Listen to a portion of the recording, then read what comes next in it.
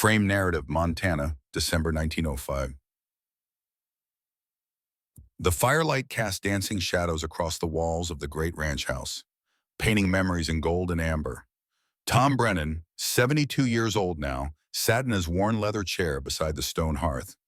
His hands, gnarled and scarred from a lifetime of hard work, moved with practiced precision across the whetstone, sharpening a straight razor. The rhythmic sound filled the quiet evening like a meditation, like a prayer. His grandson, Samuel Jr., 10 years old and full of questions, sat cross-legged on the rug nearby. The boy's eyes kept drifting to the old blue scarf hanging on the mantel above the fire.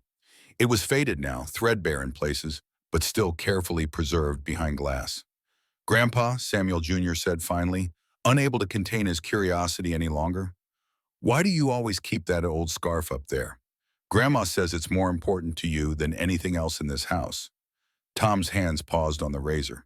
He looked up at the scarf, and for a moment his weathered face softened with something that might have been pain or might have been love. It was hard to tell the difference sometimes, not after all these years. "That belonged to a man named Samuel Hart," Tom said quietly. "Your great uncle, the man you were named after." The boy's eyes widened. "I have a great uncle. Is he still alive?" "No, son. He died a long time ago. Before you were born. Before your mother was born. Before any of this." Tom gestured around at the comfortable house, the ranch visible through the windows, the life they had built here. "He died in Virginia in 1864, in a place called the Wilderness. He took a bullet that was meant for me." Samuel Jr. processed this with the seriousness children sometimes have when confronted with death. "He saved your life?" "He did. And in doing so, he gave me something I didn't deserve and couldn't repay." Tom set down the razor and looked directly at his grandson.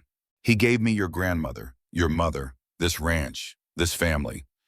Everything you see around you exists because of what Samuel Hart did on a battlefield 41 years ago." The boy moved closer, settling at Tom's feet. "Will you tell me the story?" Tom reached for the glass of whiskey on the side table, took a small sip, and stared into the fire. The flames reminded him of another fire in another time, when his world had been nothing but ash and emptiness. "It's not an easy story," Tom warned. "Parts of it are dark. Parts of it might give you nightmares." "I'm not afraid," Tom smiled faintly. "No, I suppose you're not. You've got your mother's courage, and she got it from her mother, and her mother got it from somewhere deeper than blood can reach." He settled back in his chair, and his voice took on the cadence of memory, of things long buried but never forgotten. "Let me tell you about the winter of 1873. I was 40 years old then. I thought my life was over. I thought I'd already lived the only parts worth living, and all that remained was waiting to die. I was wrong. But I didn't know that yet. I didn't know that on a night when the wind howled like a wounded animal and the snow fell thick enough to bury a man standing upright, my real life would finally begin." Tom closed his eyes, and when he spoke again, it was as if he were no longer in the warm ranch house but back in that small cabin, in that endless winter, surrounded by ghosts. "It started with a promise I couldn't keep." Montana Territory, December 1873. The hammer came down hard. Once, twice, 3 times. Tom Brennan drove the last nail into the pine coffin and stepped back, his breath fogging in the frigid air of his workshop. His hands, calloused and scarred from 8 years of this work, moved automatically now. Muscle memory, the body's way of protecting the mind from having to think too much about what it was building. Another box for the dead. The 4th one this month. Tom ran his palm along the coffin's edge, checking for rough spots that might snag on cloth or skin. The wood was smooth. Perfect. He'd learned long ago that if you were going to do something, even something as grim as building boxes for corpses, you did it right. You did it with care. You gave the dead at least that much dignity. "What do you think, Sergeant?"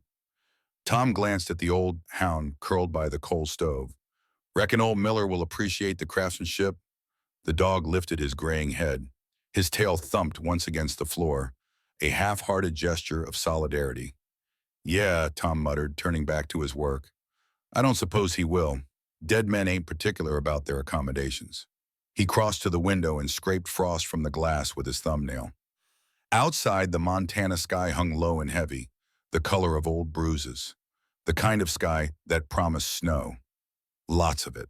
The wind had been building since noon, rattling the workshop walls, howling through gaps in the timber like something hungry trying to get in. "Storm coming," Tom said to no one, to Sergeant, to the empty room, to the ghost that never quite left him alone. "Bad one." The dog whined softly as if in agreement. Tom checked his supplies with the methodical precision of a man who'd learned that survival often came down to preparation. Firewood, enough for 3 days if he was careful. Food, salt pork, beans, a bit of cornmeal, enough for maybe a week. Whiskey, half a bottle, kept not for pleasure but for the nightmares that still came most nights, even at 8 years after Appomattox. 8 years since the war ended in 1865. 9 years since Samuel Hart died in his arms at the Wilderness in May 1864. 9 years since he'd made a promise he couldn't keep. Tom pulled on his coat, preparing to bring in more wood before the storm hit full force. His hand was on the door latch when he paused, looking back at the coffin he'd just finished. It was good work, solid joinery, dovetail corners that would hold for decades, longer than anyone would be around to care. 247 coffins in 8 years. That's what his life had become. Not a builder of homes or furniture or children's toys. A builder of boxes for the dead. Because somehow working with death every day made it easier to avoid thinking about living. Tom opened the door. The wind hit him like a fist, driving ice crystals into his face. He squinted against the assault and reached for the woodpile. His fingers had just closed around a split log when he froze. Something was moving out there in the gathering storm. No, two things, two shapes, small, struggling, coming toward him through the white chaos. Tom's hand went instinctively to the pistol at his belt. Old habits from the war. Always check your weapon. Always know your exits. Always be ready for whatever darkness the world decided to throw at you next. But these shapes weren't threats, or at least they weren't the kind you could shoot. The first one reached him before he could react. A child. Couldn't have been more than 7 years old. Her coat was thin, torn at the elbows. Her boots were split, and her lips had gone the color of bruised plums. But her eyes, Lord, her eyes burned with something that had no business being in a child so young. Determination, desperation, the kind of fire that only came from having nothing left to lose. "Please, sir." Her voice came out in broken gasps. "Please. My mama, she fell. She can't get up no more." Tom didn't wait for her to finish. He pushed past her, wading through knee-deep snow toward the second figure. A woman, face down, dark hair spread across the white ground like spilled ink. Blood.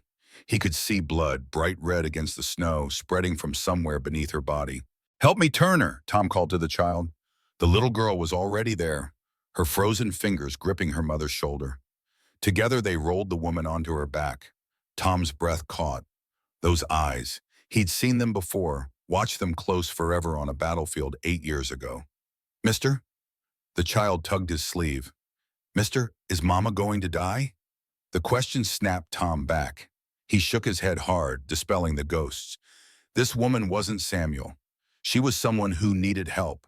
Someone who would be if he didn't move. Now. "Not tonight, she ain't," Tom growled. He scooped the woman into his arms. She weighed nothing. Like a bird. Like something already half gone from this world. "Follow me," he barked at the girl. "Quick now!" The child obeyed without question, her small legs churning through the snow behind him. Tom carried the woman to his cabin and kicked the door open. The warmth inside hit them like a wall. He laid her on his bed, the only bed, and turned to the girl. "Lantern," he said, pointing. "On the table. Light it." She moved fast, her frozen fingers fumbling with the matches. One struck. 2. 3. The wick caught and warm light flooded the small room. Tom got his first real look at the woman. Young, mid-30s maybe. Pretty once, probably, before hunger and fear had carved her down to bone and shadow. Her dress was torn, her face was gaunt, and on her neck, just visible above her collar, were the unmistakable marks of fingers pressed too hard. Bruises, old ones faded to yellow-green, and newer ones, purple-black, layered on top. Tom's jaw tightened. He'd seen marks like that before. On women in the South after the war. On camp followers who'd made bad choices about which soldiers to trust. Marks that spoke of violence and control and the particular kind of cruelty that came when someone decided another human being was property.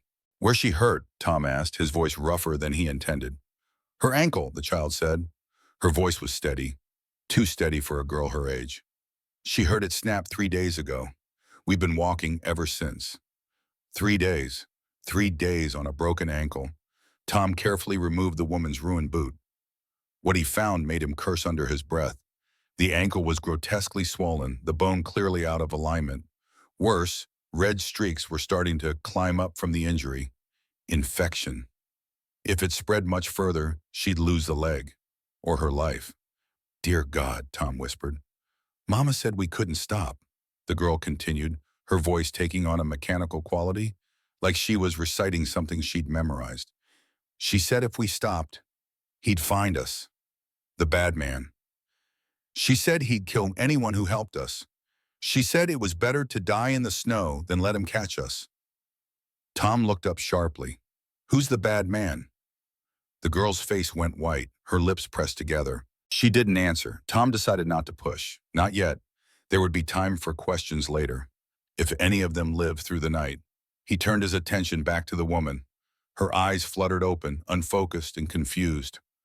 For a moment she stared at the ceiling, trying to remember where she was. Then her whole body went rigid. "Rose?" Her hands shot out, grabbing at empty air. "Where's Rose? Where's my daughter?" "I'm here, Mama." The child, Rose, pressed her mother's hand to her cheek. "I'm right here. We're safe. This man helped us." The woman's head turned. Her eyes found Tom's face. And in that moment, he saw everything. Fear, suspicion, desperate calculation. She was measuring him, assessing the threat, planning her next move even as she lay broken and bleeding in a stranger's bed. This was a woman who'd learned the hard way that men were dangerous, that kindness was often a trap, that survival meant staying 3 steps ahead of everyone around you. "Who are you?" she demanded, her voice hoarse. "Tom Brennan. You're in my cabin. You collapsed outside. That ankle needs setting, and it needs it now. We need to leave." She tried to sit up and immediately cried out, her face going gray with pain. "You ain't going nowhere." Tom pressed her shoulder firmly back against the pillow. "Not with that ankle. You'd make it maybe 20 yards before you collapsed again. And next time, neither of you would get back up." "You don't understand." Tears leaked from the corners of her eyes. Real tears. The kind that came from a well that had been dry for too long and was finally overflowing. "If he finds us here, if Victor finds us, he'll kill you. He'll kill anyone who helps us. We can't stay. We can't." "Mama, stop." Rose's voice cut through her mother's panic. "We can't go back out there. You know we can't." The woman, Catherine Abigail, whatever her name was, squeezed her eyes shut. A sob broke from her throat, raw and terrible. The sound of someone who'd been fighting too long and didn't have anything left. "I can't," she whispered. "I can't keep running. I can't." Tom let her cry. Sometimes that was all you could do, let the breaking happen so the healing could start. He'd learned that after the war when he'd spent 3 months in a veterans hospital, surrounded by men who screamed in their sleep and wept when they thought no one was watching. When her sobs finally quieted to ragged breathing, Tom spoke again. His voice was calm, steady, the voice he'd used to talk down panicked soldiers when the bullets were flying. "Listen to me. I'm going to set your ankle and feed you both a hot meal. In the morning, if you still want to leave, I won't stop you. But right now in this storm, leaving means dying. And I don't think you brought your girl this far just to freeze to death 20 yards from shelter." The woman stared at him for a long moment. Whatever she saw in his face, some calculation of honesty or exhaustion or just too much pain to argue anymore, seemed to satisfy her. The tension in her shoulders eased just slightly. "One night," she said finally. "That's all." "One night," Tom agreed. Though even as he said it, he knew it was a lie. Whatever darkness was chasing this woman and her child, whatever bad man had put those bruises on her neck and that fear in her eyes, it wasn't going to be solved in one night. He turned to Rose. The girl stood there watching him with those ancient, knowing eyes. Eyes that had seen too much, understood too much. What's your name, child? Rose. Rose Morrison. Well, Rose Morrison, can you help your mama? Hold her hand while I fix her ankle. Rose nodded and climbed onto the bed without hesitation. She was used to this, used to being the calm one, the strong one, the one who held things together when the adults fell apart. No 7-year-old should be that competent in a crisis. It spoke of trauma, of a childhood spent learning to be silent, to be helpful, to disappear when necessary. Tom gathered his supplies. He'd done this before during the war. Set 23 broken bones over 4 years of fighting. He wasn't a doctor, just a man who'd had steady hands when the actual surgeons were drunk or dead or too busy with the ones who were screaming louder. This is going to hurt, he warned the woman. A lot. Her jaw tightened. I know. Rose, hold your mama's hand, tight. The girl obeyed, wrapping both her small hands around her mother's. Tom positioned his hands on the broken ankle. He could feel the bone misalignment under his fingers. This was going to be ugly. On 3, he said. 1. He pulled on 1, didn't wait, couldn't wait. The anticipation was sometimes worse than the pain itself. The woman screamed, short, sharp, immediately bitten off by her own teeth, clamping down on her lip hard enough to draw blood. Her body arched off the bed, every muscle rigid with agony. Tom worked fast, aligned the bone, wrapped the splint, tied it tight. The whole procedure took maybe 30 seconds. Felt like an hour. When it was done, he covered her with blankets and stepped back. The woman lay there gasping, sweat beading on her forehead despite the cold. But she didn't cry, didn't whimper, just breathed through the pain with a discipline that spoke of long practice. Tom had seen that before too. Women who'd learned to endure, to suffer in silence, to take whatever punishment came their way without complaint, because complaint only made things worse. Worst part's over, Tom said quietly. The woman nodded, not trusting her voice yet. Tom moved to the stove and began preparing food. Venison stew from yesterday, still good. Biscuits, coffee. Nothing fancy, but it was hot, and it was real, and these two looked like they hadn't had a proper meal in weeks. As he worked, he became aware of Rose watching him. Not with the wariness he might have expected, with something else. Curiosity, assessment, like she was trying to solve a puzzle. You're the man Uncle Samuel talked about, Rose said suddenly. Tom's hands froze on the pot. What did you say? Uncle Samuel, Mama's brother, he talks to me sometimes, in dreams. He says you're the one who tried to save him, the one who's been sad for a very long time. The cabin went deathly quiet. Even the wind outside seemed to pause, holding its breath. Catherine's eyes had snapped open. She was staring at her daughter with a mixture of shock and something that might have been fear. Rose, she whispered, what are you talking about? You never knew Uncle Samuel. He died before you were born. I know, Mama, but he still visits me. He's been waiting. Rose looked at Tom with those two old eyes, waiting for someone who made him a promise, someone who keeps his promises even when it takes a long time. Tom felt like the floor had dropped out from under him. He gripped the edge of the stove to steady himself. What else did he tell you? Tom's voice came out strangled. He said you were his best friend. He said you held him when he died at a place called the Wilderness. He said to tell you. Rose paused, her young face serious. He said to tell you that you didn't break your promise. You just kept it late. The pot slipped from Tom's fingers, clattering against the stove. He didn't notice. Couldn't notice. Because everything in his world had just tilted sideways and he couldn't figure out which way was up anymore. How, Tom whispered. How could you possibly know that? Uncle Samuel tells me things. Rose has always had dreams, Catherine said, her voice shaking. Ever since she was small. Dreams about people she's never met. About things she shouldn't know. I thought it was just, I don't know, imagination. But this, she trailed off, staring at her daughter like she was seeing her for the first time. Tom crossed the room slowly. He knelt beside the bed, bringing himself eye level with Rose. Tell me what he looks like. Your Uncle Samuel. Tall, Rose said without hesitation. Brown hair, brown eyes with gold spots in them, like when sunlight hits honey. He has a scar on his left hand from when he was 12. He was whittling a whistle for Mama, and the knife slipped. Catherine made a sound, not quite a gapom, not quite a sob. What's he wearing? Tom pressed. A blue coat, with gold buttons, like soldiers wear, but it's dirty and torn. There's blood on it, right here. Rose touched her own chest over her heart. Tom felt his own heart hammering against his ribs. The Union uniform. Samuel had been captured by Union forces early in the war, forced to work as a stretcher bearer. He'd been wearing Union blue when he died. Very few people knew that detail, and certainly no one who would have told this child. Tom stood and walked to the corner of the cabin where he kept his few personal possessions. From under his bed, he pulled out a small wooden box. Inside, wrapped in oilcloth, was a photograph, yellowed with age, cracked at the edges, but still clear enough to make out two young men in uniform, arms slung around each other's shoulders, grinning at the camera with the reckless confidence of those who hadn't yet learned what war really cost. He brought it back to Rose and held it out. Is this him? Rose looked at the photograph. Her small finger reached out and touched one of the faces. That's Uncle Samuel, she said simply. And that's you. You both look so young, so happy.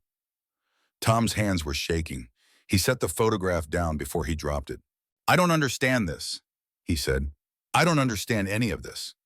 You don't have to understand, Rose said with the matter-of-fact wisdom of children who sometimes saw deeper than adults.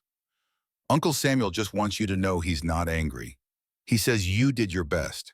He says finding Mama now is exactly when you were supposed to find her. Catherine had been silent through this exchange, but now she spoke. Her voice was barely above a whisper.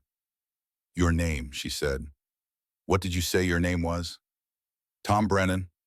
Thomas Brennan, from Pennsylvania, who served with the 5th Corps under Warren? Yes.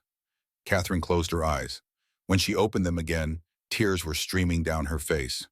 Samuel wrote about you in his letters before he was captured. He said you were the most stubborn Union soldier he'd ever met, but also the most honorable. He said if he had to die in that war, he hoped it would be standing next to you. He got his wish, Tom said bitterly. I just wish he'd lived instead. How did it happen? How did my brother die? Tom didn't want to remember, didn't want to go back to that place. But he owed her the truth. Owed Samuel that much at least. The Wilderness, Tom said, May 1864. We were holding a position when the Confederates counterattacked. There was a rebel sharpshooter in the trees. I didn't see him. Samuel did. He pushed me aside and took the bullet meant for me, right through the chest. Tom's voice cracked, but he forced himself to continue. I held him while he bled out. It didn't take long, maybe 5 minutes. He was calm, didn't scream or thrash, just looked at me and said, find Catherine, my sister. Take care of her, she's got no one else. I promised him I would, swore on everything I had, but then you'd vanished. Married someone, gone west. I looked for 3 years and couldn't find you. So I stopped looking, told myself you didn't need me, that you'd made your own way. He laughed, a harsh sound with no humor in it. I failed him, the one promise that mattered most, and I failed. You didn't fail, Rose said quietly. You're here now. Catherine was weeping openly now, the grief of 8 years finally allowed to break free. I never knew how he died or who was with him. The telegram just said, killed in action. I thought he died alone, I thought. She couldn't finish, just pulled Rose close and held her, both of them crying now. Tom turned away, giving them what privacy he could in the small cabin. He went back to the stove and finished preparing the meal, though his hands shook so badly he could barely hold the spoon. Outside, the storm hit full force. Wind shrieked around the cabin walls. Snow piled against the windows. The whole structure creaked and groaned like a ship in a gale. But inside, something had shifted. Some invisible weight that Tom had carried for 8 years was beginning, just barely, to lift. When the food was ready, they ate in silence. Rose and Catherine were starving. That much was obvious. They tried to eat slowly with manners, but hunger eventually won out. Tom let them have seconds, thirds. There was more than enough. After the meal, Rose curled up beside her mother on the bed. Within minutes, she was asleep, exhausted by cold and fear, and whatever strange gift let her speak with the dead. Catherine looked at Tom across the small cabin. "Thank you," she said simply, "for everything. Don't thank me yet. You said someone was chasing you, someone named Victor. Tell me who he is and what he wants." Catherine's face hardened. "That's a long story. We've got all night." She was quiet for a moment, gathering her thoughts or her courage, or maybe just trying to figure out how much to reveal to this stranger who claimed to be her dead brother's friend. Finally, she spoke. "Victor Morrison is my brother-in-law, my late husband, Robert's brother. Robert died 3 years ago from consumption. Or at least that's what the doctor said. I think Victor poisoned him." Tom leaned forward. "Why would he do that?" "For the inheritance. Robert left everything to Rose. She'll inherit $47,000 when she turns 21. But until then, Victor is her legal guardian. He controls everything, the money, the property, us. And he's been using that control." It wasn't a question. The bruises on Catherine's neck made it obvious. "He started slow," Catherine said. Her voice had gone flat, distant, like she was reciting facts about someone else's life. "After Robert died. Just small things at first, telling me what to wear, who I could see, where I could go. Then it got worse. He'd fly into rages over nothing, accuse me of things I hadn't done, punish me for imagined offenses. The bruises. Yes." She touched her neck self-consciously. "He likes to choke me. Not enough to kill, just enough to remind me that he could. That I'm alive only because he allows it." "And Rose?" Catherine's face twisted with anguish. "He's never touched her. Not yet. But I see the way he looks at her. Like she's property. Like she's something he owns and can do whatever he wants with. I knew it was only a matter of time, so I ran." "How long have you been running?" 3 weeks. I waited until Victor went to Helena on business. Then I took Rose and whatever money I'd managed to hide and we left. But he has resources, Pinkerton detectives, men who track people for money. Every time I think we've lost him, he finds us again." "How'd you end up here? At my door?" Catherine shook her head. "I don't know. We were headed for the Canadian border. Thought maybe we could disappear there, start over where he couldn't reach us. Then the storm hit and my ankle gave out and I couldn't walk anymore. I saw your smoke, your light. I thought maybe, just maybe, you'd give us shelter for one night before we moved on." "And you had no idea who I was?" "No, not until Rose started talking about Samuel. Not until you showed me that photograph." She looked at him with wonder and confusion and something that might have been hope. "What are the odds? Of all the cabins in Montana, of all the men we could have stumbled across, we found you, Samuel's friend, the man he asked to take care of me." "It's not odds," Rose murmured sleepily from the bed, not quite asleep after all. "Uncle Samuel guided us here. He's been guiding Mama for weeks, though she didn't know it. He made sure we'd find Mr. Tom, because promises matter, even after death, especially after death."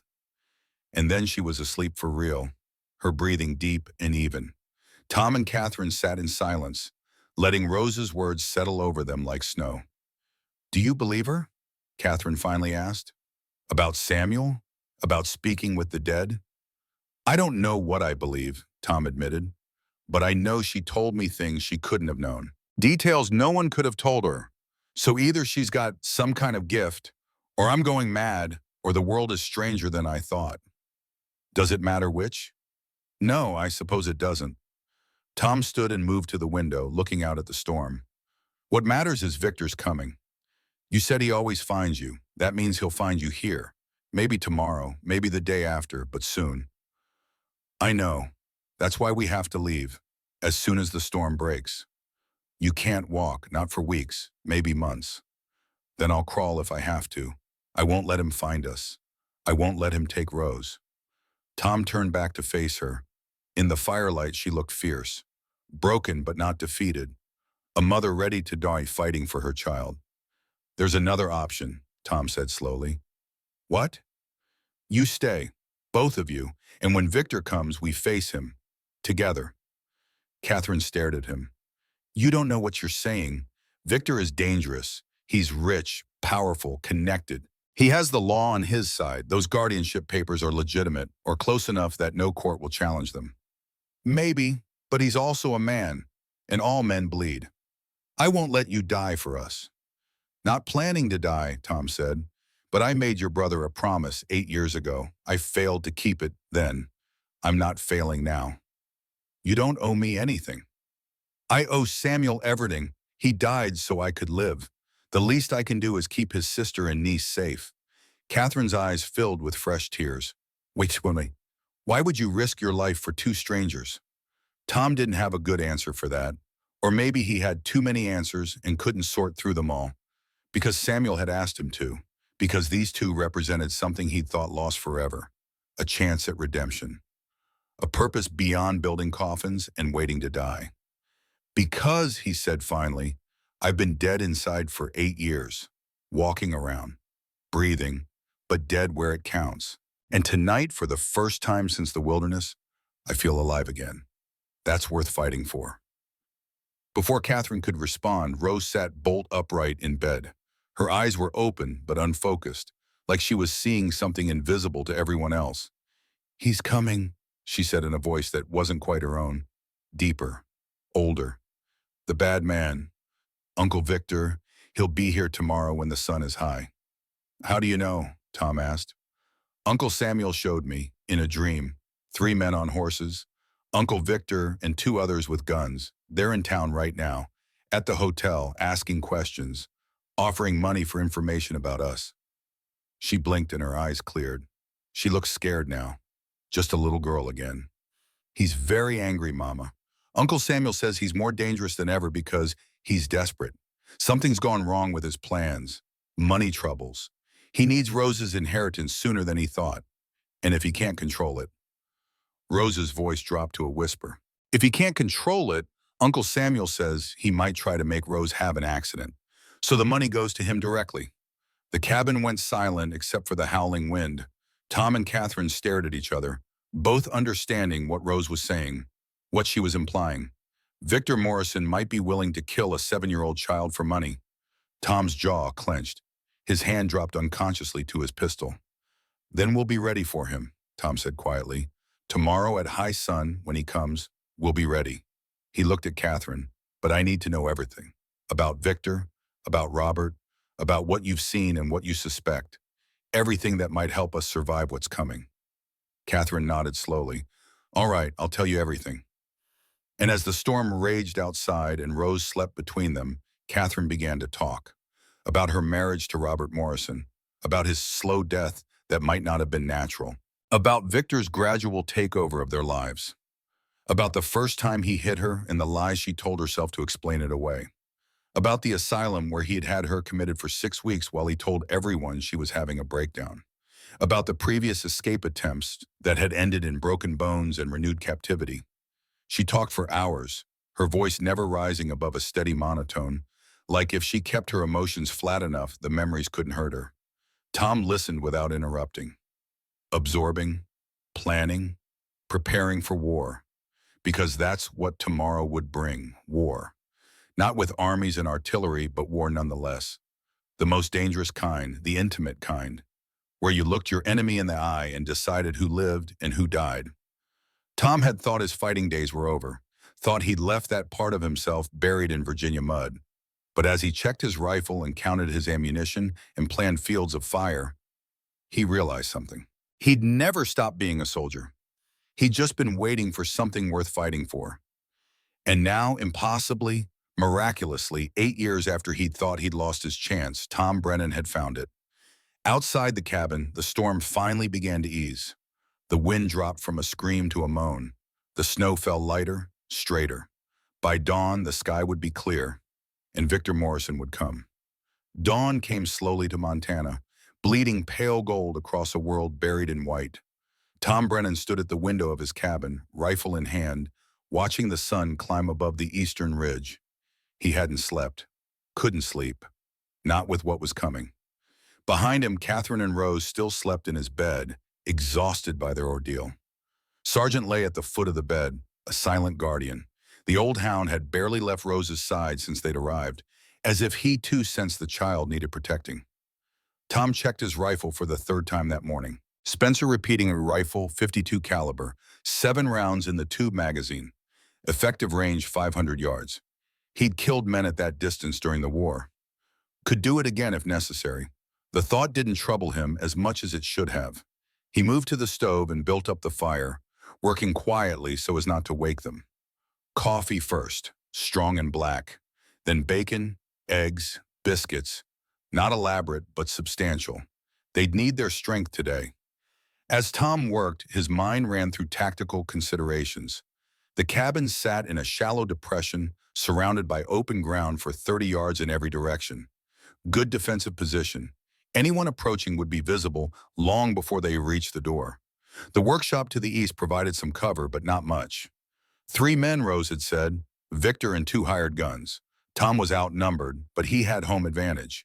Knew the terrain, knew the sight lines, had fortifications such as it was. Still, 3 against 1 were poor odds, even for a man who'd survived 4 years of war. The sound of Catherine's stirring pulled Tom from his calculations.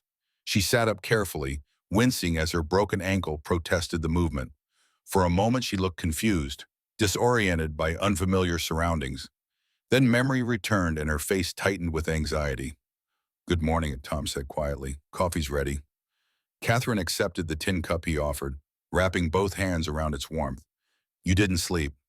"Habit from the war. Night before a battle, you stay awake. Keep watch. Make sure the enemy doesn't catch you unprepared." "Is that what today is? A battle?" "Might be. Depends on how reasonable Victor's feeling. Though from what you've told me, reasonable ain't his strong suit." Catherine sipped her coffee, grimacing at its strength. "He'll have legal papers, documents proving his guardianship.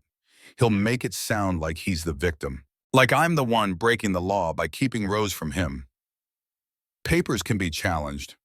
Not out here, not by people like us. Victor knows judges, lawyers, politicians. He's been building his network for years. That's how he operates. Everything legal, everything documented. So when he hurts people, it looks like he's just exercising his rights." Tom brought her a plate of food. "Eat, you'll need strength." As Catherine ate, Rose began to wake. The child's eyes opened slowly, and for a blessed moment she looked like what she was. A 7-year-old waking up warm and safe. Then awareness returned, and the old soul look came back into her eyes. "Is today the day?" Rose asked. "Looks like it," Tom said. "I'm scared." "That's smart. Fear keeps you sharp, keeps you careful." Tom knelt beside the bed. "But here's what I need you to do, Rose. When the men come, when Victor arrives, I need you to go down into the root cellar and stay there. No matter what you hear, no matter what happens, you stay hidden until your mama or I come get you." "What if you don't come?" The question hung in the air like smoke. "Then you wait until night," Tom said steadily, "and you follow the North Star until you reach Martha Brennan's place, 2 miles east. She'll help you." Catherine made a small sound of protest, but Tom continued. "I'm not planning on dying, Rose. But in war, you plan for everything, and including the worst, understand?" Rose nodded solemnly. "Uncle Samuel says you're going to have to make a choice today. A hard one." "What kind of choice?" "Between killing Uncle Victor or letting him live. He says both options have consequences. But you'll know what to do when the moment comes." Tom absorbed this. He'd been in enough fights to know that killing was sometimes necessary, sometimes the only option. But he'd also seen what killing did to a man's soul. Seen soldiers who came home with their bodies intact, but their spirits shattered by the things they'd done. "Your Uncle Samuel giving me any hints about which choice is right?" Rose shook her head. "He says it's your choice. That's what makes it matter." Before Tom could respond, Sergeant's head came up sharply. The old dog stared at the door, ears forward.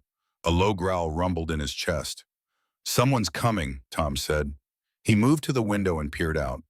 A single rider approached from the east, moving carefully through the deep snow. Not Victor. Wrong build, wrong posture. This rider was older, smaller, bundled in heavy wool. Tom relaxed slightly. It's Martha, my neighbor. He opened the door as Martha Brennan reined in her horse. She was 67 years old, gray-haired and weathered by a lifetime of Montana winters, but her eyes were sharp as ever, missing nothing. "Morning, Tom," Martha said. "Saw your smoke last night during the storm. Figured I'd check you hadn't frozen to death."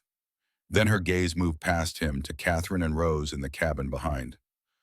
"Well, yeah," Martha said after a long pause. "This is unexpected." Tom stepped aside. "Martha, this is Catherine Morrison and her daughter Rose. They came in during the storm." "Catherine, Rose, this is Martha Brennan, my neighbor." Martha dismounted and stomped snow from her boots. She walked into the cabin with the confidence of long familiarity, her sharp eyes taking in every detail. Catherine's splinted ankle, the bruises on her neck, Rose's too thin frame, the defensive way mother and daughter sat close together. "Morrison," Martha said slowly. "Any relation to Victor Morrison? Banker type from Helena?" Catherine tensed visibly. "You know him?" "Know of him. Man came through Silver Creek about a week ago asking questions, looking for a woman and child who'd run off, offering gold coins for information. Said his poor sister-in-law was mentally unstable. Said she'd kidnapped his niece." Martha's gaze sharpened. "I'm guessing that was you." "It was, but I'm not mentally unstable, and Rose is my daughter, not his to take." "Figured as much." Martha pulled up a chair and sat uninvited. "Man had the look. I've seen it before, and the kind who smiles while he breaks your fingers." She turned to Tom. "This why you look like you're preparing for siege?" "Victor's coming. Today, probably. Rose says he's in town asking questions." Martha's eyebrows rose. "Rose says? How does a 7-year-old know what a man in town is doing?" "Long story," Tom said. "I've got time." So Tom told her about Samuel Hart, about the promise Baudelaire years ago, about Rose's strange ability to see and know things she shouldn't, about Victor's pursuit and the danger they were in. Martha listened without interrupting, her face growing more serious with each revelation. When Tom finished, Martha sat back and studied Rose with new interest. "Child," Martha said carefully, "you say you dream about dead people? That they talk to you?" Rose nodded. "Uncle Samuel mostly, but sometimes others. They want to help, want to warn us about things." "My grandmother had the sight," Martha said. "Knew things before they happened, saw people who weren't there. It runs in families sometimes. Skips generations." She looked at Catherine. "You have any ancestors with the gift?" "My great-aunt, maybe. She used to talk about seeing her dead husband. We all thought she was just grieving. Maybe she was seeing him." Martha turned back to Rose. "What else has your Uncle Samuel told you about today?" "That 3 men are coming, Uncle Victor and 2 men with guns, that Mr. Tom will have to choose whether to kill or show mercy, and that no matter what happens, everything will change after today." Martha absorbed this, then looked at Tom. "You believe her?" She knew things about Samuel's death no one could have told her. New details I've never spoken about. "So yeah, I believe her. Then we need to prepare." Martha stood and moved to the window, studying the approach to the cabin. 3 armed men against 1, poor odds.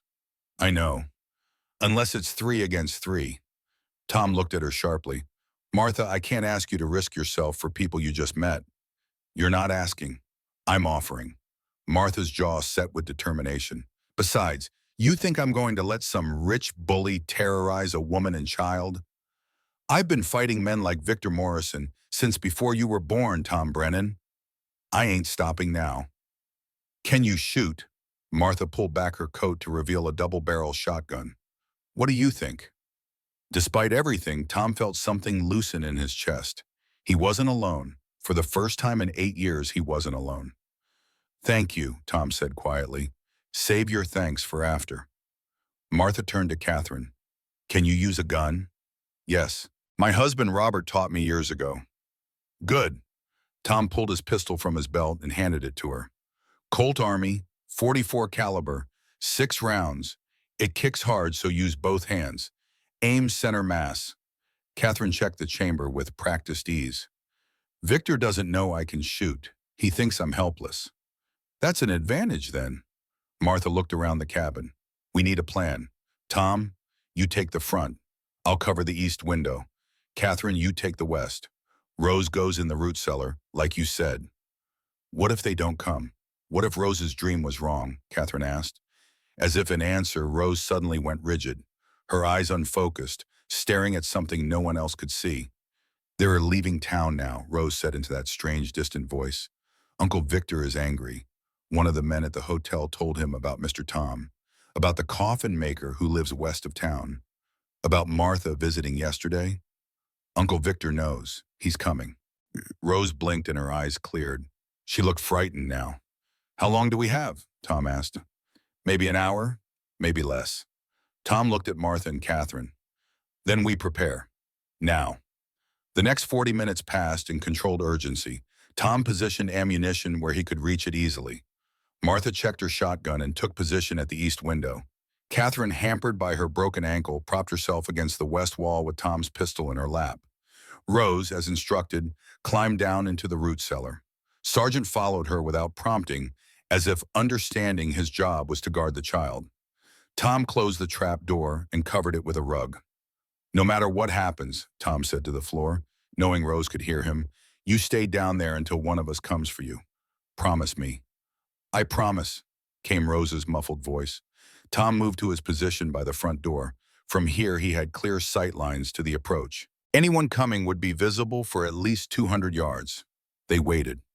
The cabin fell silent except for the crackle of the fire and the soft whisper of wind against the walls. Tom's heart beat steady and slow. This was familiar. The waiting before battle. The moment of terrible clarity when time seemed to stretch and every sense sharpened. Tom, Catherine has said quietly, if things go wrong, if Victor kills me, promise you'll keep Rose safe. Get her away from here, somewhere he can't find her. Things ain't going wrong. But if they do, Tom looked at her, saw the fear in her eyes, but also the fierce determination, the mother's love that would burn down the world to protect her child. If it comes to that, Tom said, I promise. On Samuel's grave, I promise, Bragto. Catherine nodded, satisfied. Martha, Tom said, you still have time to leave. This ain't your fight. Shut up, Tom, I'm staying. Despite the tension, Tom almost smiled. Martha Brennan was as stubborn as Montana itself, more waiting. Tom's hands stayed steady on his rifle. He'd learned patience in the war. Learned that rushing usually got you killed. Better to wait, let the enemy come to you. Let them expose themselves first. Then he saw them. 3 riders cresting the ridge to the east, moving slowly through the snow. Careful, deliberate. They're here, Tom said quietly. Martha shifted position slightly. Catherine's hands tightened on the pistol. The riders came closer. Tom could make out details now. The man in front rode like he was born in the saddle. Well-dressed even at this distance. Expensive coat, fine hat. That would be Victor. Behind him, 2 rougher men, hired guns by the look of them. Big, hard-faced, the kind who did dirty work for money and didn't ask questions. The riders stopped about 30 yards out, just beyond easy pistol range. Smart. Victor hadn't survived this long by being reckless. Tom stepped out onto the porch, rifle held casually but ready. The winter air bit at his face. His breath fogged in front of him. That's close enough, Tom called. The man in front, Victor Morrison, raised one hand in a peaceful gesture. His smile was charming, reasonable. The smile of a man used to getting what he wanted through persuasion rather than force. Mr. Brennan, I presume. Victor's voice was cultured, educated, nothing threatening in his tone. Might I have a word? You can have several words, from right where you are. Victor's smile tightened slightly, but held. I apologize for the intrusion. I'm looking for my sister-in-law and my niece, Catherine and Rose Morrison. I believe they may have sought shelter here during the storm.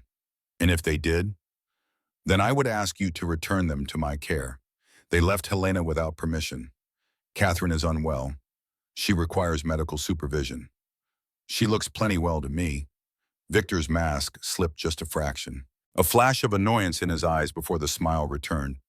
Mr. Brennan, I don't wish to involve the authorities, but I have legal guardianship over my niece Rose. I have documents proving this. If you harbor them against my lawful authority, you're committing a crime. Documents can be forged. These are certified by the territorial court. Don't change what I see with my own eyes. And what do you see? Victor's voice had taken on an edge. Woman with a broken ankle she's been walking on for 3 days. Bruises on her neck shaped like a man's handprint. Broken wrists that healed wrong. Fear in her eyes every time your name gets mentioned. Victor's jaw tightened. The charming facade was cracking. Catherine is prone to accidents, a consequence of her mental instability. That's interesting, because she seems real stable to me. Clear-headed, smart, determined to protect her child. Mr. Brennan, Victor's voice had gone cold now. I'm trying to be reasonable, but my patience has limits.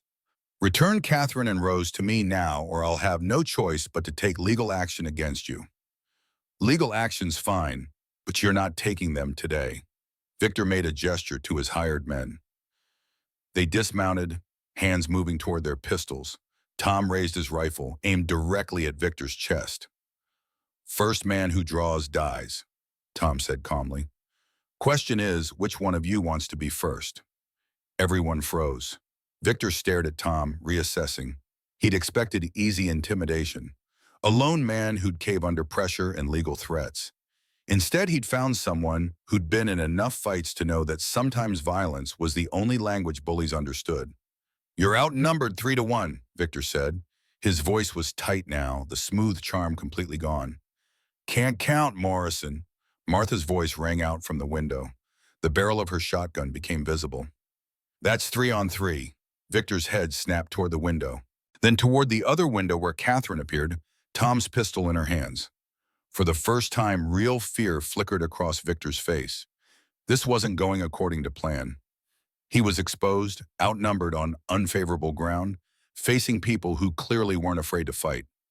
Catherine, Victor called. His voice had changed again. Now it carried wounded confusion, as if he couldn't understand why she was doing this. The performance of a man unjustly accused. Why are you doing this? I've only ever tried to help you. After Robert died, I took care of you and Rose. Provided for you. Protected you. Protected me? Catherine's voice was ice. Is that what you call breaking my wrist? Choking me until I passed out? Locking me in an asylum for 6 weeks? You were hysterical. Unstable, I had to. You had to nothing. You wanted control. Control of Robert's money, control of Rose's inheritance, control of us. Victor's face twisted.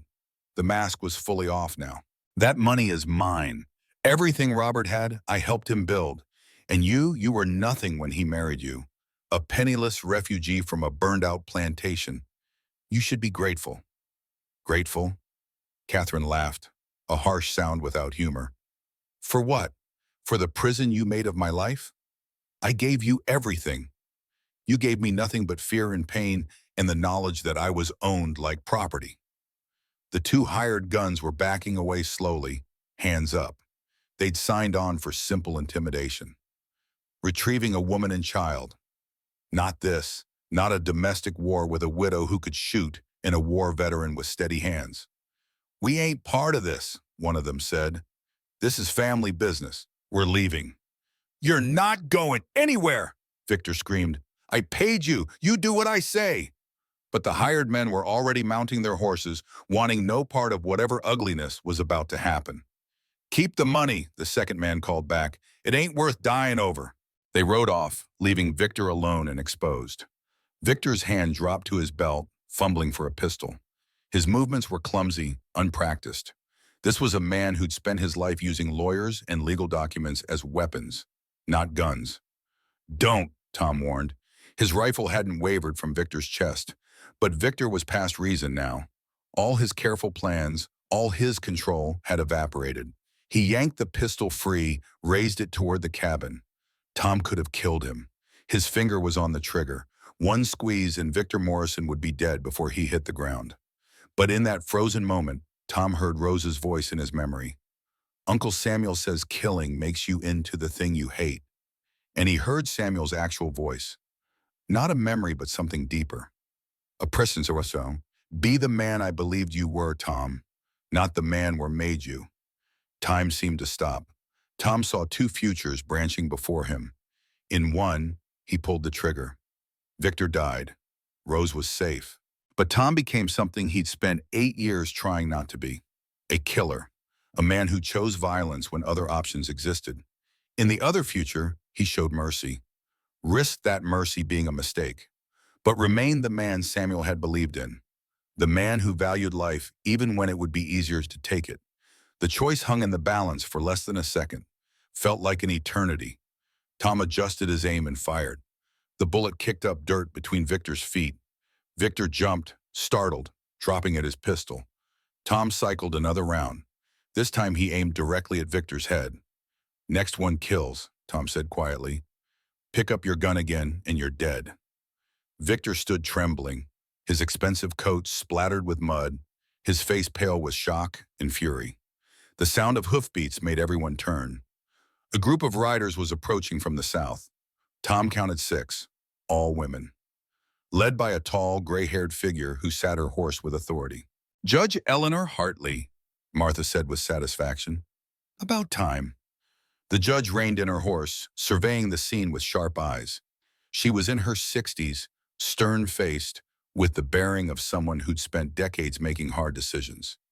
"Martha," Judge Hartley said in greeting, "got your message. Came as soon as the storm broke." Her gaze shifted to Victor. "Mr. Morrison, we meet again." "Judge Hartley." Victor's voice shook slightly, but he tried for dignity. "Thank goodness you're here. These people have kidnapped my niece. They're holding her against my lawful guardianship. I demand you arrest them immediately." "Interesting." Judge Hartley dismounted slowly. "Because I've been hearing some very disturbing things about you, Mr. Morrison. Stories from servants, from neighbors, from business associates who suddenly went missing. Lies, all lies. Perhaps that's what trials are for." The judge looked toward the cabin. "Mrs. Morrison, are you in there by choice or by force?" Catherine appeared in the doorway, leaning on the frame to support her broken ankle. "By choice, Your Honor. I came here fleeing from Victor. He's been abusing me for 3 years. I have evidence. My husband's diary. Documentation of Victor's control." "That diary is a forgery," Victor shouted. "Then you won't mind if we examine back for a minute." Judge Hartley gestured to one of the women riders. "Sarah, take notes. This is going on the record." Victor's face was turning red, veins standing out on his forehead. Years of careful control, of maintaining his facade, were crumbling. "You can't do this," he sputtered. "I have rights, legal standing, documents proving my guardianship." "Documents that may have been obtained through fraud or coercion," the judge said calmly, "which we'll examine after we address some other concerns." At that moment, the trap door in the cabin opened. Rose climbed out, Sergeant beside her. She walked to the doorway and stood next to her mother, small but fierce. Victor's eyes locked on her. Something hungry and desperate moved behind his gaze. "Rose," he said, his voice taking on a false gentleness. "Come here, dear. Come to your uncle. These people are confusing you. We need to go home." Rose didn't move, didn't even acknowledge him. Instead, she looked directly at Victor and spoke. "I know what you did." The words hung in the cold air like a curse. "I don't know what you're talking about," Victor said, but his voice had gone hollow. "I know about Mr. Harrison, Papa's business partner, how you killed him 7 years ago." The silence that followed was absolute. Even the wind seemed to hold its breath. Victor's face had gone pale as snow. "That's impossible. How could you? You hit him with the poker in the study when he found out you were stealing from the company. Then you pushed him down the stairs and you buried him behind the carriage house, under the rose bushes." Rose's young voice was steady, implacable. "You planted them yourself the next spring. Mama's roses, you called them, in memory of Mama." "Stop it," Victor whispered. "And you kept his watch, the gold one with his initials inside. J.H. You keep it in a red leather box in your desk, 3rd drawer on the right." "Stop it!" Victor screamed. Judge Hartley had gone very still. "Jonathan Harrison. He disappeared 7 years ago. The assumption was embezzlement and flight." She looked at Rose. "Child, how do you know these things?" "Uncle Samuel told me, my mama's brother. He died in the war, but he still watches over us, and the dead talk to the dead. Mr. Harrison's spirit told Uncle Samuel, and Uncle Samuel told me. The women riders were staring at Rose with a mixture of fear and wonder. Judge Hartley's face had taken on a considering expression. Convenient, Victor snarled. A child's ghost story. You expect anyone to believe this nonsense? I believe, Judge Hartley said slowly, that it warrants investigation. If there's a body where the child says, if there's a watch where she describes, then we have grounds for a murder investigation. Victor's control finally shattered completely. He lunged toward Rose, murder in his eyes. If I can't have the inheritance, no one will. Tom moved faster than thought. He was between Victor and Rose in 2 strides, rifle butt swinging. It caught Victor in the chest, driving him backward. Victor fell hard into the snow. Tom stood over him, rifle aimed at Victor's head. For the second time, he had a clear shot. Could end this right now, permanently. Every fiber in his body screamed to pull the trigger. This man had terrorized Catherine, had hurt Rose, had killed at least 1 person, probably 2. The world would be better without him. But Rose was watching. Catherine was watching. And somewhere, in some place beyond sight, Samuel was watching too. Tom took a long breath, lowered the rifle slightly. Get up, Tom said, slow. Victor rose unsteadily. His expensive coat was ruined. His face was bleeding where he'd bit his lip in the fall. But worse than any physical damage was the look in his eyes. The realization that he'd lost, that his control, his power, his carefully constructed empire had crumbled to nothing. Victor Morrison, Judge Hartley said formally, I'm placing you under arrest on suspicion of murder, fraud, and assault. You'll be held pending investigation. 2 of the women riders dismounted and bound Victor's hands. He didn't resist, just stood there, blank-eyed, all the fight gone out of him. As they led him to a horse, Rose approached Tom.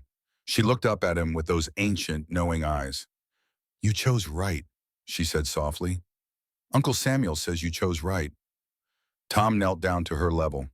I wanted to kill him. God help me, I wanted to. But you didn't. That's what makes you different from him.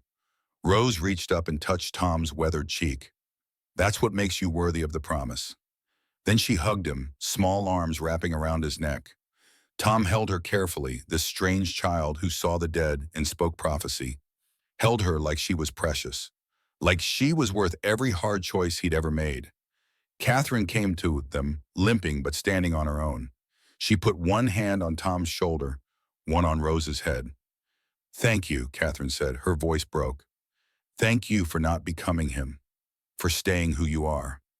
Tom stood slowly, looked at the 3 of them, this makeshift family formed in crisis, then at Martha, tough as whipcord and twice as reliable, at Judge Hartley and her riders, women who'd come when called to help other women in need. I didn't do this alone, Tom said. No, Martha agreed. You didn't, and you won't face what comes next alone either. Judge Hartley approached, her expression thoughtful. Mrs. Morrison, I'm going to need that diary, and I'll need formal statements from you both. But first, she looked at Rose. We need to search the Morrison property. If there's a body where this child says, we'll need to exhume it and search that desk. Do it, Catherine said. The judge nodded. It'll take time, paperwork, legal procedures. In the meantime, you'll need somewhere to stay, somewhere safe. They're staying here, Tom said. There was no question in his voice, a statement of fact. For as long as they need. Catherine looked at him, surprise and something else, something warmer in her eyes. Tom, we can't impose. Not imposing, staying. He held her gaze. That's what Samuel asked me to do. Take care of you. And that's what I'm going to do. For as long as it takes. Rose looked between them and smiled. Not the ancient, knowing smile. Just a child's smile. Simple and genuine. Uncle Samuel says it's about time, Rose announced. He says Mr. Tom's been lonely long enough. Despite everything, despite the tension and fear and violence of the morning, Tom felt himself smiling too. Actually smiling. For the first time in 8 years. As Victor was led away and the women riders prepared to leave, as Martha began planning where everyone would sleep and what needed to be done next, Tom stood on his porch and looked at the snow-covered valley. The storm had passed. The sky was clear. And for the first time since the wilderness, since Samuel died in his arms, Tom Brennan felt something he thought he'd lost forever. Hope. Not the desperate, clinging hope of a drowning man, but real hope. The kind that came from knowing you'd done the right thing even when the wrong thing would have been easier. The kind that came from keeping promises, even 8 years late. The kind that whispered, quietly but persistently, that maybe, just maybe, the best parts of life weren't behind him after all. Maybe they were just beginning. The days following Victor Morrison's arrest passed in a strange suspension of time. Tom's cabin, which had been a tomb of silence for 8 years, suddenly filled with life. Catherine's quiet humming as she mended clothes. Rose's laughter when Sergeant performed his old tricks for scraps of food. The smell of bread baking. The sound of women's voices discussing practical matters like laundry and supplies and how to make one small cabin comfortable for 3 people and a dog. Tom wasn't sure how to navigate this new world. He'd lived alone for so long that simple things felt complicated. Where to look when Catherine was changing Rose's bandages. How to move around the cabin without constantly bumping into someone. The strange intimacy of sharing meals, sharing space, sharing the 1,000 small moments that made up a life. But slowly, awkwardly, they found their rhythm. 1 week after the confrontation, Martha arrived with news. She dismounted her horse with the careful movements of someone whose joints complained about winter cold, but her eyes were bright with satisfaction. They found him, Martha announced without preamble. Jonathan Harrison, exactly where Rose said he'd be. Catherine, who'd been sitting by the window with her injured ankle propped up, went pale. And the watch? Red leather box, third drawer right, gold watch engraved J.H. from Loving Wife, 1865. Martha shook her head in wonder. How that child knew, I'll never understand. But she was right about every detail. Tom had been cleaning his rifle by the stove. He looked up sharply. That's enough for trial? Trial's already done. Victor confessed. Martha pulled off her heavy coat and warmed her hands by the fire. Prosecutor offered him life in prison instead of hanging if he admitted to everything. He took it. He confessed to murdering Jonathan Harrison? Catherine's voice was barely above a whisper. Harrison and your husband, Robert, admitted to poisoning Robert with arsenic over a period of 18 months. Said he couldn't wait any longer for his inheritance. Said the gambling debts were piling up and he needed Robert's money to cover his losses. The cabin fell silent except for the crackle of the fire. Rose, who'd been playing with Sergeant in the corner, came and stood beside her mother. Catherine pulled her daughter close, holding her tight. So it's over, Catherine said. Really over. The criminal part is. Martha settled into a chair with a sigh. But there's more. Judge Hartley tore up the guardianship papers. Said they were obtained through fraud and duress. You have full custody of Rose now. Legal and uncontested. Catherine closed her eyes. Tears leaked from beneath her lids, but she was smiling. I can't believe it. 3 years of living in fear and it's just over. Not quite over, Martha said. There's the matter of the inheritance. Tom and Catherine both looked at her. Robert Morrison's estate, Rose's trust, it's all valid. Victor's crimes don't change the fact that Robert left everything to his daughter. Which means, Martha paused, letting the words sink in. You and Rose are about to become very wealthy, Catherine. The words seemed to echo in the small cabin. Wealthy, after 3 years of being controlled, of having every penny monitored and every expense questioned. After 3 weeks of running with nothing but the clothes on their backs. How much? Catherine asked. $47,000 give or take, plus Robert's business interests, which are still generating income. The lawyers are sorting through it all, but the preliminary estimate is you're looking at close to $60,000 once everything's settled. Tom whistled low. That was a fortune, enough to live comfortably for 3 lifetimes. Enough to go anywhere, do anything. Enough to leave Montana and never look back. The thought settled in Tom's chest like a stone. Of course Catherine would leave. Why would she stay in a one-room cabin in the middle of nowhere when she could afford a mansion in San Francisco or Boston or anywhere civilization existed? He'd always known this was temporary, a way station on their journey to somewhere better. But knowing it and feeling it were different things. What will you do? Martha asked gently, as if reading Tom's thoughts. Catherine was quiet for a long moment. She looked around the cabin, at the simple furniture Tom had built, at the window where morning light streamed through clean curtains she'd hung, at Rose playing with Sargent, at Tom himself standing by the stove trying to look like this news didn't affect him at all. "I don't know yet," Catherine said finally. "I haven't thought that far ahead.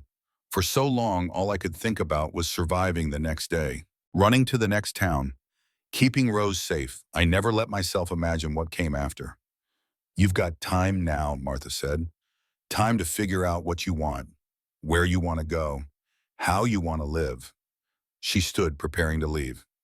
"Just remember you've got friends here, people who care about you and Rose, whatever you decide." After Martha left, the cabin felt smaller somehow. The unspoken question hung in the air like smoke. What now? Tom went out outside to split firewood. Not because they needed it, but because he needed something to do with it in his hands. Something to keep him from thinking about empty cabins and silent evenings and going back to the way things were before. He was halfway through the woodpile when Catherine appeared in the doorway, leaning on a makeshift crutch Tom had fashioned for her. "Can we talk?" she asked. Tom set down the axe. "Sure." Catherine made her way carefully down the steps and stood beside the chopping block. The afternoon sun caught in her dark hair, and Tom was struck by how different she looked from the terrified woman who'd collapsed in his doorway 3 weeks ago. She'd gained weight, the bruises had faded, the fear had left her eyes. She was beautiful. The thought startled him, not because it was true, but because he'd allowed himself to notice, allowed himself to feel something other than the numb emptiness that had been his constant companion for 8 years. "I've been thinking," Catherine said, "about what Martha said, about the money and what comes next." Tom braced himself. Here it came, the polite goodbye, the grateful acknowledgement of his help, the inevitable departure. "I know you probably have plans," Tom started. "Places you want to go, things you want to see, and you should. You and Rose deserve better than." "Tom," Catherine cut him off, "let me finish." He stopped talking. Catherine took a breath, gathering her words. "For 3 years, Victor made every decision for me, what I wore, where I went, who I spoke to, what I ate. Every aspect of my life was controlled by someone else. And before Victor, there was the war and losing everything. And before that, my father controlled everything. I've never been free to make my own choices." "I understand," Tom said quietly. "You want your freedom. You should have it." "You're not listening." Catherine's voice was firm but not unkind. "I'm trying to tell you that for the first time in my entire life, I get to choose. Not because someone's forcing me, not because I have no other options, but because I actually want to." Tom looked at her, not understanding. "I want to stay," Catherine said. "Here, with you, if you'll have us." The world seemed to tilt slightly. Tom gripped the axe handle to steady himself. "Catherine, you don't have to stay out of gratitude. I didn't help you expecting anything in return. You're free. You can go anywhere. Do anything. You shouldn't limit yourself to." "To what? To a one-room cabin with a man who builds coffins for a living?" Catherine smiled, but there was something fierce in her eyes. "Tom, do you think I care about that? After what I've been through? After what you've given us?" "I haven't given you anything. You gave us safety. You gave us dignity. You treated Rose like she mattered, like her strange gift was something to respect rather than fear. You kept Samuel's promise, even though it took you 8 years and cost you dearly." Catherine moved closer. "And you chose not to kill Victor when you had every right and every reason. You chose to be the kind of man who keeps his humanity even when it's hard. That's worth more than any amount of money." Tom didn't know what to say. Words felt inadequate. "But," Catherine continued, "I don't want to stay just out of gratitude either. I want to stay because—" She hesitated, then pushed forward. "Because I haven't felt this safe in years. Because Rose laughs here. Because you make me feel like a person instead of property. Because when I think about leaving, about going somewhere else, all I feel is loss." "Catherine," Tom's voice was rough, "I'm not a good bet. I'm 42 years old. I've got nightmares that wake me screaming. I don't know how to be around people anymore. I've been alone so long I've forgotten how to share a life with someone." "So have I," Catherine said simply. My marriage to Robert was good, but it was also lonely in ways I never admitted. And Victor taught me that sharing a life with the wrong person is worse than being alone. She reached out and took Tom's hand. Her fingers were small and cold in his calloused palm. I'm not asking you to be perfect, Catherine said. I'm asking if you'd be willing to try, to build something new, together. Tom looked down at their joined hands, at this woman who'd walked 3 days on a broken ankle to save her daughter, who'd stood at a window with a pistol in her hands ready to fight for her freedom, who'd survived horrors he could only imagine and still had the courage to hope. I don't deserve this, Tom whispered. Maybe not, but you have it anyway. Catherine squeezed his fingers. Stop arguing and accept it. Despite himself, Tom smiled. Yes, ma'am. From the cabin doorway, Rose called out, does this mean Mr. Tom is staying with us? Or are we staying with Mr. Tom? Catherine laughed, and the sound was like music. Both, sweetheart, we're staying with each other. Good, Rose said with satisfaction. Uncle Samuel says it's about time. He says you've both been lonely long enough. That night, after Rose was asleep, Tom and Catherine sat by the fire talking. Really talking. Not about survival or danger or the immediate future, but about dreams. About the kind of life they wanted to build. This cabin is too small, Catherine said, looking around, for 3 people long term. I know, I've been thinking about that. Tom pulled out a piece of paper covered with rough sketches. There's good land on the rise above here. We could build a real house. 4 bedrooms, a proper kitchen, room for Rose to grow up. Catherine studied the drawings. You can build this? I'm a coffin maker. Building things is what I do, just usually smaller and for dead people. She laughed at that, then grew serious. What about money? Building a house costs. You've got money now. We have money. If we're doing this, we're doing it together, which means the money belongs to both of us. Tom wasn't comfortable with that, wasn't comfortable with the idea of living off a woman's inheritance. But he also recognized that Catherine was right. If they were building a life together, they needed to actually be partners, not him providing while she depended, but equals. All right, Tom said. We'll use some of the inheritance for the house, but I pull my weight. I'll keep working. Expand beyond just coffins. There's call for furniture, building, carpentry work. I can provide. I know you can. Catherine moved closer until they were sitting shoulder to shoulder. But you don't have to prove anything to me, Tom. You already proved everything that matters. They sat in comfortable silence, watching the fire burn down to coals. Tom became aware of Catherine's warmth beside him, of how natural it felt to have her there.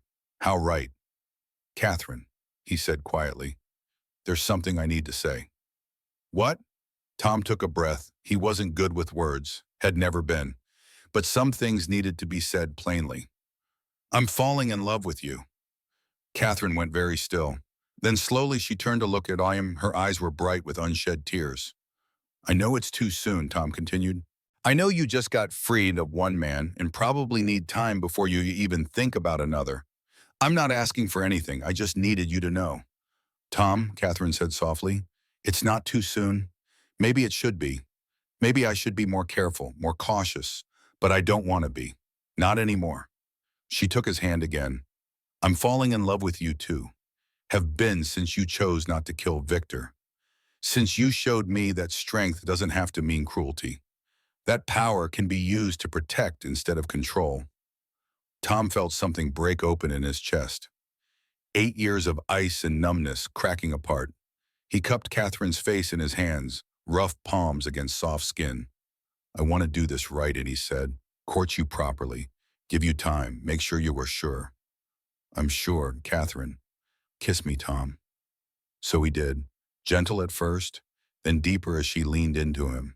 She tasted like hope and new beginnings, and everything good he'd thought he'd lost forever. When they finally pulled apart, both breathing hard, Catherine rested her forehead against his. I want to marry you, she whispered. Not right away, but soon, when we're ready. I want Rose to have a father who'll teach her to be strong and kind. I want to build that house with you. I want to wake up every morning knowing I chose this, chose you, chose us. Yes, Tom said, because what else was there to say? Yes to all of it. The weeks that followed were a strange blend of planning and healing. News came from Helena that Victor Morrison's trial was concluded. He'd been sentenced to life in prison for the murders of Jonathan Harrison and Robert Morrison. All his assets were seized to pay his gambling debts, which turned out to be substantial. But the Morrison estate, Robert's legitimate business interests, and Rose's inheritance remained intact. Catherine hired a lawyer to sort through the details. The process would take months, but the preliminary figures suggested they'd be comfortable. More than comfortable. Martha became a regular visitor, arriving every few days with food, advice, and the latest gossip from Silver Creek. Through her, Tom and Catherine heard about the Women's Network, the underground system of widows and survivors who helped each other escape abusive situations. We could help, Catherine said one evening, with the money. We could fund safe houses, pay for legal representation, make it easier for women to leave. Martha's eyes lit up. You do that? I know what it's like to be trapped, to think you have no options. If I can help other women escape that, yes, I want to do that. So they did. Catherine donated money to establish a fund for women fleeing abuse. Judge Hartley helped set up the legal framework. Martha coordinated the network of safe houses. It wasn't much in the grand scheme of things, but it was something. A way to turn suffering into purpose. Rose, meanwhile, thrived. She helped Martha with the chickens, learned to bake bread from Catherine, and spent hours in Tom's workshop learning woodworking. Why do you make coffins? Rose asked one afternoon, watching Tom plane a board smooth. Because people die, and they need somewhere to rest. Does it make you sing, making boxes for dead people? Tom considered this. A month ago, he would have said yes. Would have said that every coffin was a reminder of his own death of the spirit. But now, not as much as it used to, Tom admitted. Used to be I made coffins because I felt more connection to the dead than the living. Now I make them because it's work that needs doing. And because I'm good at it. Will you teach me? To make coffins? To make things. Anything. Papa used to make things, but then he got sick. I miss making things with him. Tom's throat tightened. He set down his tools and knelt beside Rose. I'd be honored to teach you, he said. But Rose, I need you to understand something. I'm not trying to replace your papa. Robert was your father. Nothing changes that. I know, Rose said simply. But Uncle Samuel says you can have more than one person who loves you like a father. He says love doesn't run out. It just grows to fit whoever needs it. Tom had to look away, blinking hard. This strange child with her ancient wisdom and her matter-of-fact acceptance of things most adults struggled with. Your Uncle Samuel is a wise man, Tom said finally. He says you are too, just stubborn. Despite himself, Tom laughed. Winter gave way to spring, 4 months after that December confrontation. On a mild April morning with wildflowers beginning to bloom across the valley, Tom and Catherine were married. The ceremony was small, held in the little church in Silver Creek. Martha stood as witness. Judge Hartley officiated. Rose served as flower girl, scattering wildflowers down the aisle with more enthusiasm than precision. Sergeant sat in the front pew, his gray muzzle resting on his paws, watching the proceedings with canine dignity. Tom wore his best clothes, which weren't particularly fine, but were clean and pressed. Catherine wore a simple dress of blue cotton that matched her eyes. No veil, no elaborate ceremony, just two people making promises to each other in front of witnesses. When the minister said they could kiss, Tom cupped Catherine's face in his scarred hands and kissed her gently, thoroughly, like she was precious, like she was the answer to questions he'd stopped asking. The small congregation applauded. Rose cheered. Sergeant's tail thumped against the floor. And somewhere in some place beyond sight but not beyond feeling, Tom sensed Samuel Hart smiling, approving, releasing him from 8 years of guilt to embrace this new life. After the ceremony, there was a small celebration at Martha's house. Cake and coffee and simple conversation. No drinking, no dancing, just community gathering to acknowledge that two broken people had found each other and decided to try being whole together. As the afternoon wore on, Tom found himself standing on Martha's porch, watching the sun sink toward the western mountains. Catherine came to stand beside him, her hand slipping into his. "What are you thinking?" she asked. "About Samuel, about how he'd laugh if he could see this.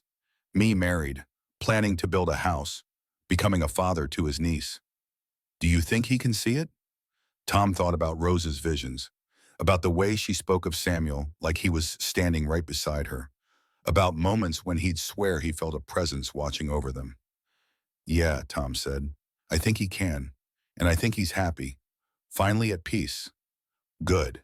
Catherine leaned against him. "He deserves peace. And so do you." They stood together as darkness gathered, neither speaking, just being. Together. A year ago, Tom would have said this life was impossible, that he was too broken, too lost, too far gone to find his way back. He would have been wrong. In the weeks following the wedding, they began planning in earnest. Tom sketched house designs by lamplight. Catherine calculated lumber costs and supplies. Rose asked endless questions about where her bedroom would be, whether there'd be room for a doghouse for Sargent. By late April, the first foundation posts were driven into Montana soil. The house rose slowly over the spring and summer. Tom did most of the work himself, but men from Silver Creek came to help with the heavy lifting, the frame raising, the roof. They came because of Catherine's generosity to the Women's Network, because Tom had stood up to Victor Morrison, because in small communities, people remembered who helped and who hurt. Rose was Tom's constant companion during construction. She learned to measure boards, to check for level, to drive nails straight. She was patient and careful, traits unusual in a child her age. But then Rose had always been unusual. "Why do we measure twice?" Tom would ask. "Because wood doesn't grow back," Rose would answer. "And why does that matter?" "Because mistakes have consequences. In building, in life." Tom would nod, satisfied. She was learning more than carpentry. She was learning how to think, how to plan, how to understand that actions had results and care prevented problems. Catherine watched them work together from the porch of the old cabin. She was pregnant now, though barely showing. They hadn't told Rose yet, wanted to wait until they were certain. But Catherine's hand would drift to her stomach sometimes, and her eyes would soften with something between wonder and fear. Another child, a new life, a future Tom had never imagined having. By late summer, the house was finished. 4 bedrooms as planned, a large kitchen with a proper stove, a parlor with windows facing south and west to catch the light, a porch wrapping 3 sides where they could sit on summer evenings and watch the sun set over the valley. It wasn't fancy, no carved banisters or imported fixtures, but it was solid, built to last. Every board measured twice and cut once, every joint fitted carefully. A house built with patience and skill and love. The night they moved in, Tom built a fire in the new fireplace. They ate dinner at the new table he'd made. Then Catherine tucked Rose into bed in her own room, her own bed, for the first time in her life. When Catherine returned to the parlor, Tom was standing at the window, looking out at the old cabin down the hill, the place where all of this had started, where Catherine and Rose had knocked on his door in a blizzard, where he'd found something worth living for again. "We should keep it," Tom said. "The old cabin. Fix it up. Use it for storage or guests or a reminder," Catherine finished, "of where we came from, what we survived." "Yeah." Catherine wrapped her arms around him from behind. For a moment they stood in silence, looking down at the small cabin where everything had begun. Then she took his hand and placed it gently on her stomach. Tom froze. "Catherine? I'm pregnant," she said softly. "I wanted to tell you here, where it all started." Tom turned, searching her face. "You're sure?" "The doctor in Silver Creek confirmed it yesterday. About 3 months along, the baby should come in February." Tom felt a swell of emotion so powerful it nearly knocked him over. Joy, terror, overwhelming love for this woman who'd trusted him with her life, her daughter's life, and now a new life they'd created together. "Are you happy?" Catherine asked, watching his face. "I don't have words for what I am," Tom said honestly. "A year ago, I was alone in a cabin measuring my life in coffins built. Now there's you, Rose, a baby coming, a future I'd stopped believing in. I don't know how to hold this much happiness." "One day at a time," Catherine said. "That's how we survived everything else." That's how we'll survive this too. Tom pulled her close, holding her carefully like she might break. I love you, he said into her hair, more than I thought I could love anything. I know, and I love you too. They stood together as night settled over the valley, two people who had found each other in darkness and chosen to walk toward light. 1 year to the day after the blizzard that had brought them together, Tom woke before dawn. Catherine slept beside him, her pregnant belly round under the quilts. Down the hall, Rose was sleeping. Sergeant, now 13 and showing his age with more gray in his muzzle and slower movements, was curled at the foot of Rose's bed. Faithful as ever, Tom rose quietly and walked out onto the porch. The pre-dawn air was cold, crisp, tasting of coming winter. Above, stars wheeled in their ancient patterns, constant, eternal, indifferent to human struggle and human joy alike. Tom thought about Samuel, about promises made and promises kept, about 8 years of guilt and failure transformed into something else, something good. I did it, Tom said to the darkness, to the stars, to Samuel's memory. Took me longer than it should have. Took a blizzard and a half-frozen child and pure damn luck. But I kept your promise, Samuel. Your sister is safe.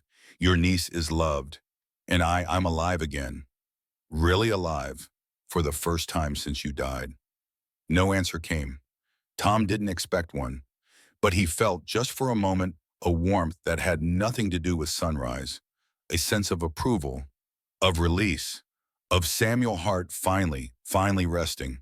Thank you, Tom whispered, for everything, for saving my life, for trusting me with your family, for not giving up on me even when I gave up on myself. The eastern sky began to lighten, gold edging into gray, a new day beginning.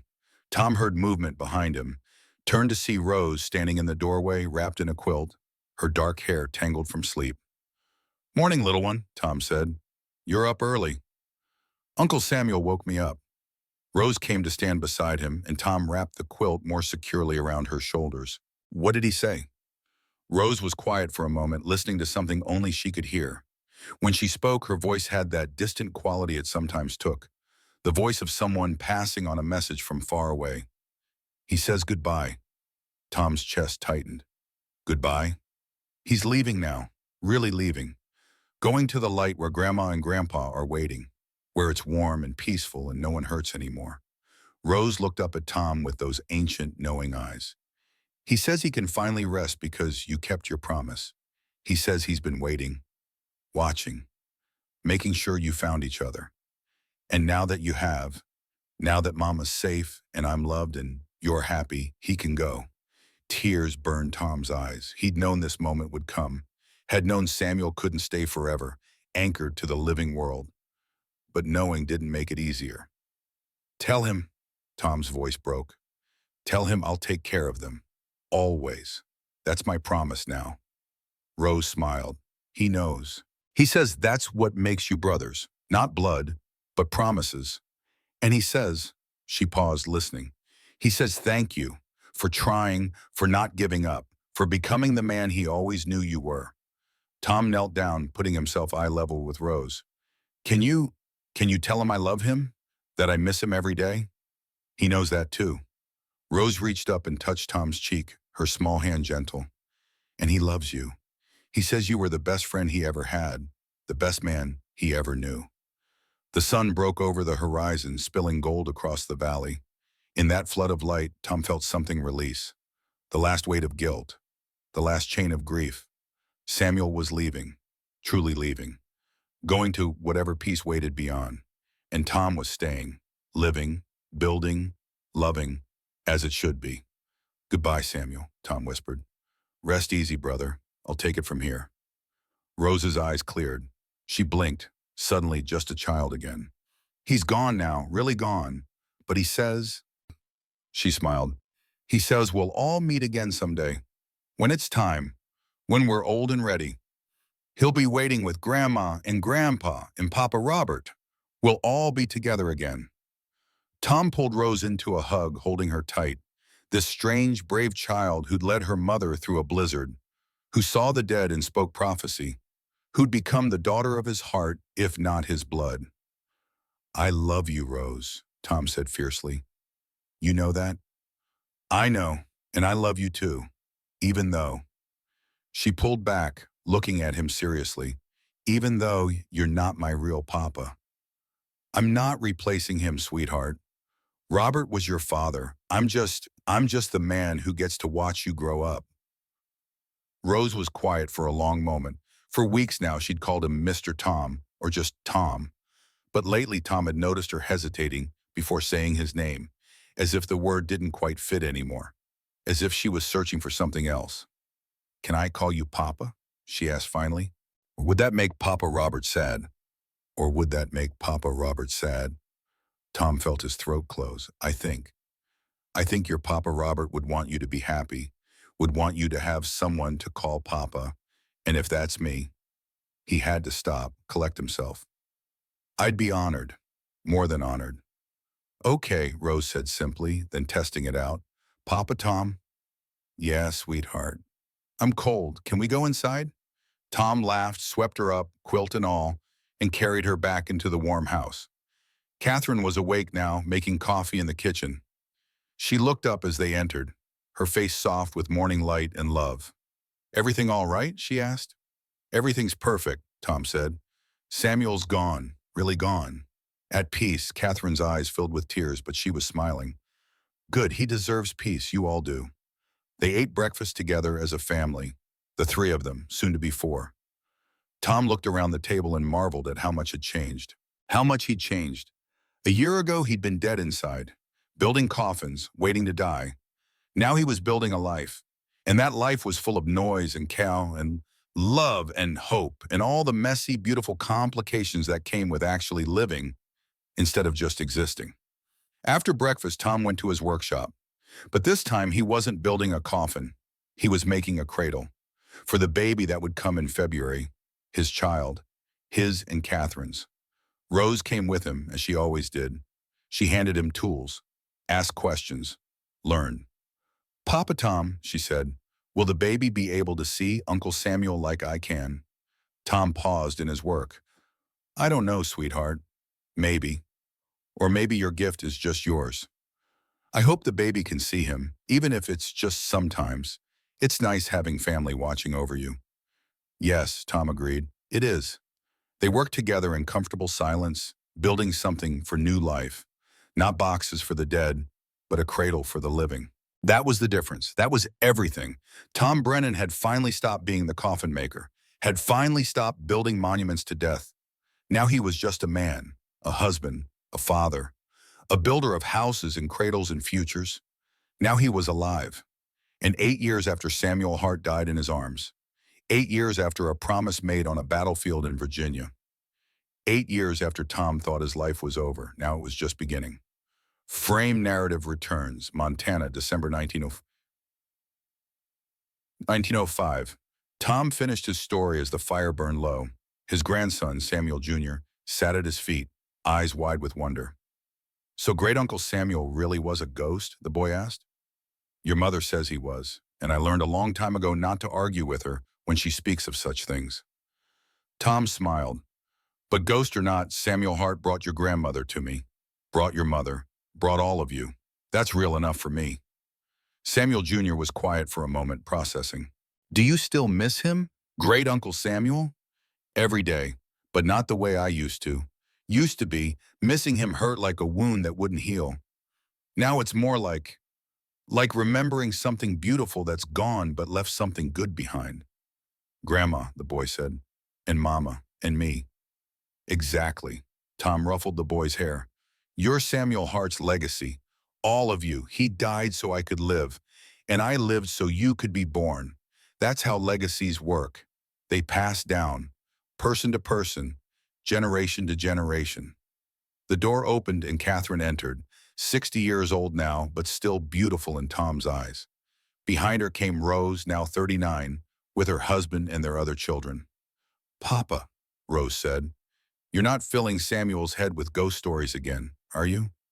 Just telling him about his great-uncle, about promises, about family. Rose smiled and kissed Tom's weathered cheek.